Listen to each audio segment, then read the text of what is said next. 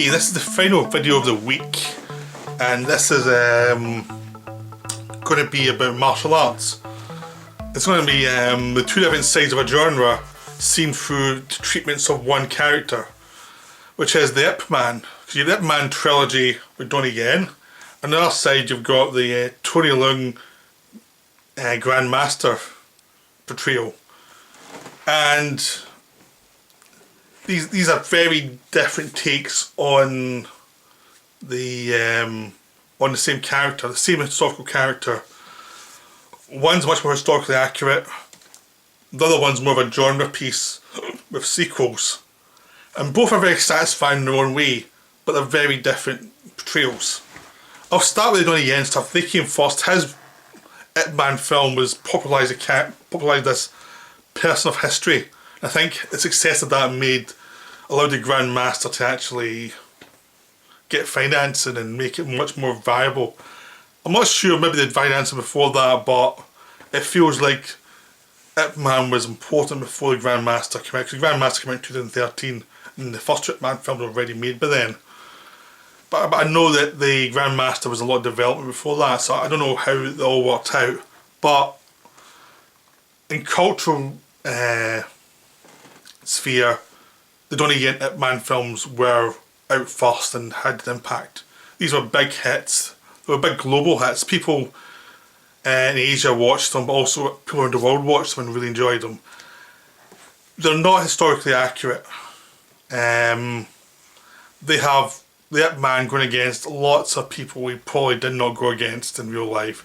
It covers the whole idea of the Ip Man being this guy who is a master of Wing Chun, which is this martial arts discipline. He lives in Fushan, which is this small city in China, and he's like the lead martial arts teacher in that region. He comes from money, so it allows him to have some elegance and some manners and grace, but he also knows martial arts and he can teach people martial arts, and he's a master of it. So even though the people want to challenge him and show that they've got the skills, he can always take them. It's never a problem. And in this first film, you see Donnie Yen, his character go from being rich, then become poor because of the Japanese invasion of China, and then at the end he has to escape from his home away from the Japanese and move elsewhere because the Japanese situation has got so bad. Then in the second one, he's in Hong Kong and he's starting to learn how to become a teacher, and it's showing you the struggles of building up a school in Hong Kong and dealing with the local police, the local political setups with the different masters, and showing how he is going to find a foundation for teaching his form of martial arts in Hong Kong. The third one is dealing with the next generation coming up. Once he's already been established, they want to challenge him. You're also dealing with crime that's coming in, of people who want to throw out any culture that they're trying to build in Hong Kong just to make money, and how on one side there's money and the other side there's culture and learning. And there's also a man dealing with the death of his wife as she starts to slowly die from cancer. So these are three terrific melodramas, and the first one is the most melodramatic because you see him going up against a Japanese sadistic commander, which obviously did not happen in real life. So basically he's fighting the Japanese, which didn't happen. But it's a wonderful fantasy for the Ip Man to have done, and there's some great fight scenes. In the second one, he's fighting against the Hong Kong masters, and then against the ruling British who hate the Japanese, and not the Japanese, the Chinese, and who want to see them know their place. And he has to show them, no, we're not going to do that. So he ends up beating up their champion. In the third one, he's facing up against some guy who's really... He's facing up against a younger guy who is very talented and who's trying to become the next Ip Man, basically. But he's maybe going too fast. He hasn't developed his emotional growth. Well, he's got a lot of talent as a fighter. So it's various social elements worked within the fighting scenes.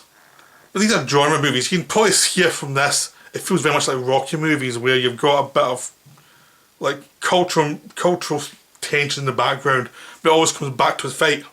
It's always going to be a fight between Ip Man and someone who has to be beaten so that society can move on. So it's kind of like a western. These ones are like a western where Ip Man's the man of dignity who represents culture and represents a rarefied form of life, of dedication to family, to his craft, who's very kind, who wants to see people get ahead. He's up against somebody who's selfish and who wants to change a culture to suit himself. And that's kind of the tension of the film. And they're great genre films, I've got to say right now. They're wonderful. The fight scenes are terrific. Donnie Yen's great as Ip Man. He's just so graceful in his movements and his dealings with people. He's kind of what you want Ip Man to have been. He's like the romantic fantasy of Ip Man. He is what you want him to be. And they have wonderful films. They are rough around the edges though. The first one with him fighting against the Japanese, you can feel the strain against reality there so much in that film that it kind of breaks for me at times, but still enjoyable. But it's like, I don't believe any of this, but it's still really fun. I like seeing Donnie Yen fight the Japanese. That's great. That's really enjoyable. But the flaw of that film is that it's so unrealistic. In the third movie, it takes a long time to get going because they're building characters up, but it lacks momentum. So the second film's the best one. The second film really works.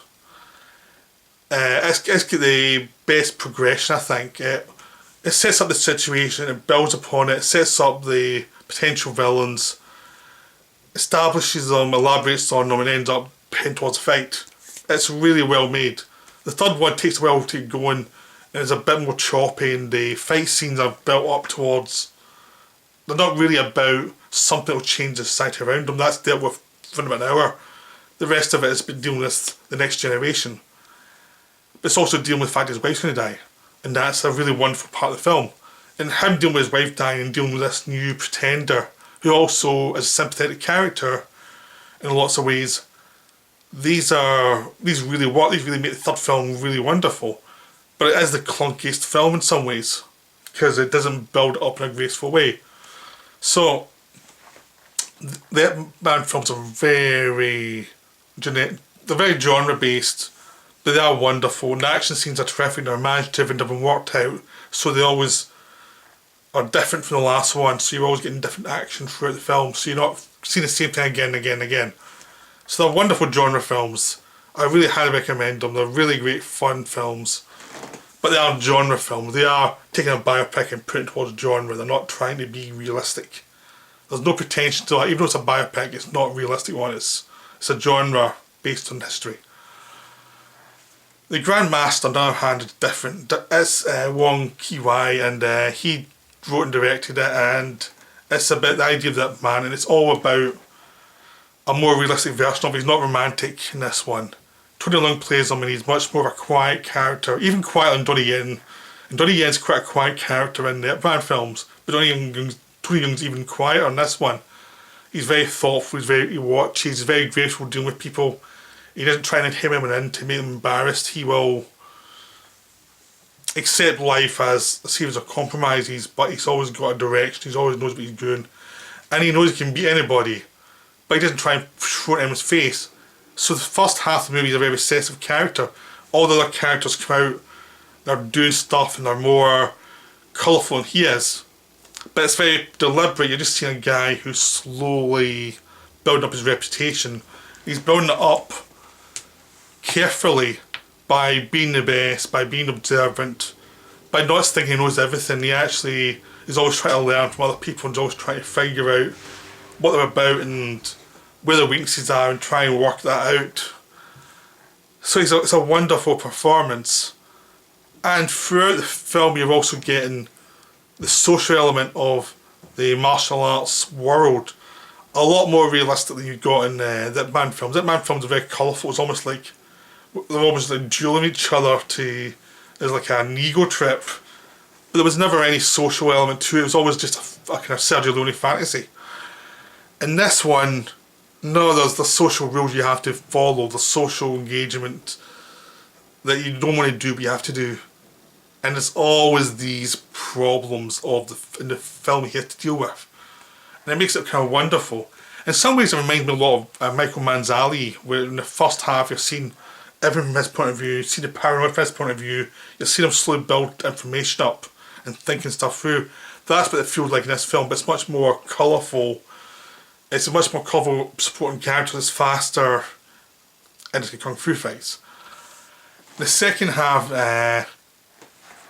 in the first half he introduces Zhang Zi character, who's this woman who is a daughter of the master of martial arts from the north. Because she's a woman she's not allowed to fight, even though she's better than most of them. It's just sexism, she's not allowed to fight.